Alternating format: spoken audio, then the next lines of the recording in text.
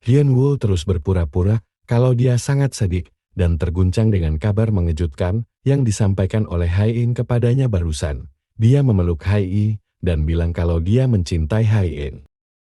Karena Hyun Woo bilang kalau dia tidak bisa hidup tanpa Hae-in, Hae-in kemudian mengajaknya untuk mati bersama saja.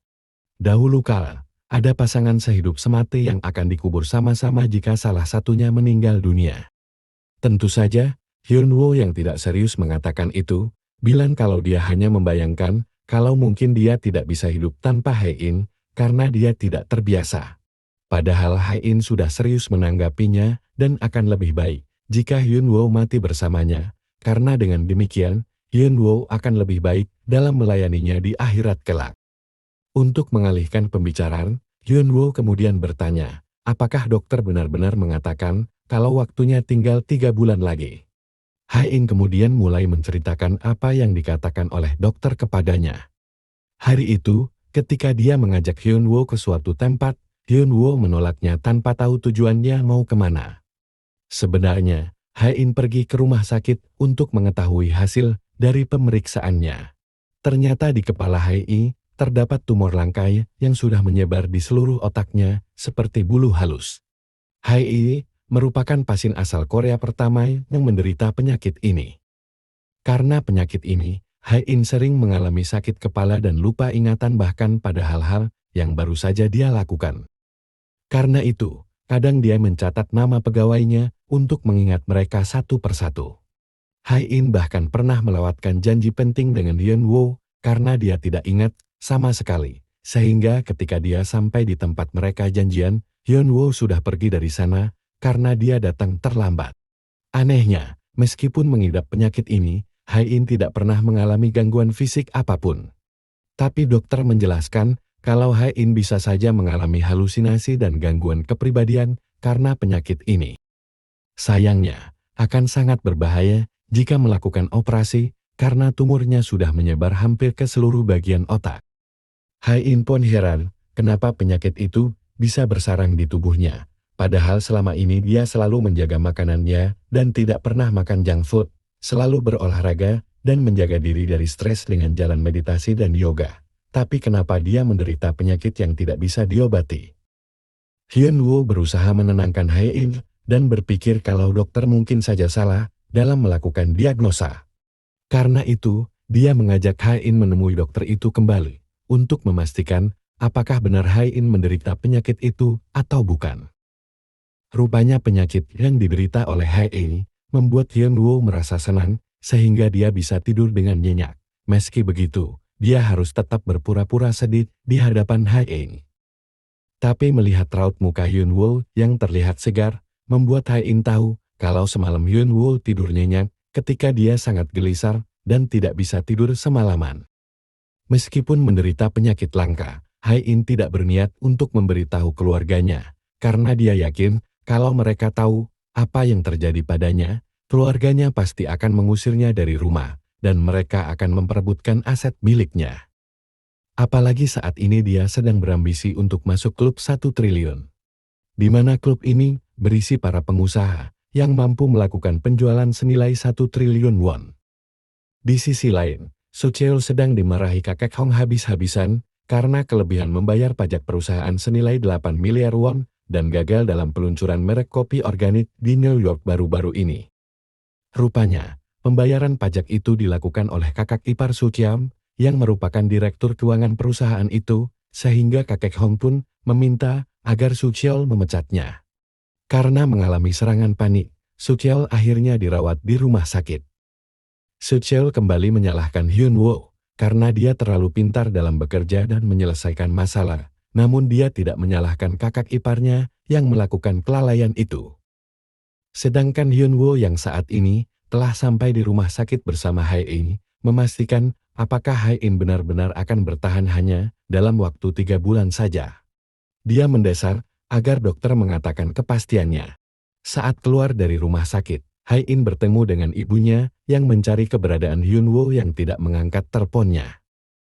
Ibunya menyalahkan Hyun Woo karena tak menyelesaikan masalah pajak itu dengan diam-diam, yang membuat kakeknya tahu dan memarahi Soo Cheol, hingga akhirnya Soo Cheol mengalami serangan panik. Hai In berusaha membela Hyunwoo dan bilang, kalaupun Hyunwoo tidak mengatakannya, maka kakeknya juga pasti akan tahu. Hai In mencoba mengatakan, kalau saat ini, dia juga mengalami masalah yang serius. Dia bertanya apakah ibunya tidak penasaran. Ibunya bilang, kalau Hai In selalu tahu harus melakukan apa untuk mengatasi setiap masalah, baik itu masalah besar ataupun kecil. Nyonya Hong yang terus mendesak untuk menemui Hyunwoo, akhirnya diancam oleh Hai In bahwa dia akan menyiksa Sucheol selamanya sampai dia mati kalau ibunya terus memprovokasi. Di sisi lain, Hyunwoo merasa senang setelah mengetahui kalau sekarang Hai In sedang sakit. Dengan begitu dia tidak perlu repot-repot mengajukan gugatan cerai karena dia hanya perlu menunggu selama 3 bulan dan dia akan keluar dari rumah keluarga Hong begitu istrinya meninggal. Dengan demikian, dia tidak harus melawan keluarga Hong. Namun temannya berpikir lain. Dia beranggapan kalau Tuhan sayang pada Hyunwoo dan memberi jalan padanya untuk melakukan sesuatu dalam waktu 3 bulan itu. Jika Hai In telah menulis wasiat, di mana Hyunwoo tidak akan mendapatkan apa-apa setelah kematiannya. Hyunwoo disuruh untuk mengambil hati Hai In, sehingga Hai In bisa berubah pikiran dan mengganti surat wasiatnya. Kemudian Hyunwoo pun berusaha menjadi suami yang perhatian pada istrinya, dengan memberikan bunga, memakaikan jaket saat dingin, bahkan menyuruh karyawannya memanggil ambulan ketika Hai In tersedak air. Semua perhatian Hyunwoo dilakukan untuk menarik simpati dari Hai In. Ibu Hai In, yang masih kesal dengan masalah sebelumnya, mengancam Hai In kalau dia akan menggugat tanah miliknya yang digunakan Hai In untuk membangun pasar raya Queens.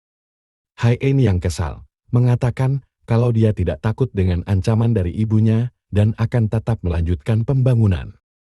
Hyunwoo yang melihat tangan Hai In gemetar, berusaha membelanya dan bilang, kalau sampai kejadian ini diketahui oleh media, maka bisa berakibat pada turunnya harga saham dan akan membuat kakeknya marah. Karena itu, dia akan memberitahu hal itu kepada kakeknya terlebih dahulu. Hai In merasa heran, kenapa Hyunwoo membelanya, dan dia melihat kalau Hyunwoo memandangnya dengan tatapan penuh cinta. Hal itu justru membuat Hai In sangat curiga kepadanya, karena Hyunwoo tiba-tiba berubah menjadi baik dan melakukan hal-hal yang tidak pernah dia lakukan sebelumnya. Bungja kembali membuat masalah dengan menghajar mantan suaminya yang akan menikah dengan wanita selingkuhannya. Hyunwoo kembali harus turun tangan untuk mengatasi masalah yang ditimbulkan oleh bibinya ini. Sedangkan Bungja kembali mempermasalahkan keberadaan Solhye di rumah itu yang menurutnya hanya mengincar uang yang dimiliki oleh ayahnya. Kakek Hong bilang kalau Solhye bukan orang seperti itu dan dia sama sekali tidak tertarik terhadap uang. Dalam permainan jangki yang mereka mainkan, untuk pertama kalinya kakek Hong kalah dari Solhye. Karena itu, Solhye meminta agar kakek Hong mengabulkan satu permintaannya, kelak ketika dia punya permintaan.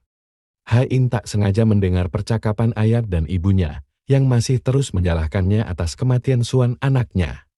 Tuan Hong meminta pada istrinya untuk tidak terlalu kejam pada Hai In dan melupakan masa lalu. Namun Nyonya Hong tidak bisa melupakannya, karena dia terus ingat masa di mana anaknya meninggal dunia. Sekembalinya Hai In ke rumah, dia mendapati Hyunwoo tertidur di atas meja dan laptopnya masih menyala di mana artikel yang dibuka oleh Hyunwoo berisi tentang keajaiban yang dialami oleh para penderita tumor yang tiba-tiba bisa sembuh. Hai In mengira kalau Hyunwoo sedang membaca artikel tersebut karena Hyunwoo mengkhawatirkannya, yang membuat Hai In percaya kalau Hyunwoo adalah satu-satunya orang yang peduli terhadapnya. Padahal sebenarnya, Hyunwoo sengaja mencari artikel-artikel itu untuk memastikan apakah Hai In akan benar-benar meninggal 3 bulan ke depan. Hai In bilang, kalau di luar negeri ada banyak laboratorium yang sedang mengembangkan obat untuk penyakit yang sama yang dia derita, dan Hai In berencana mendukung mereka dengan dana supaya obat itu segera ditemukan.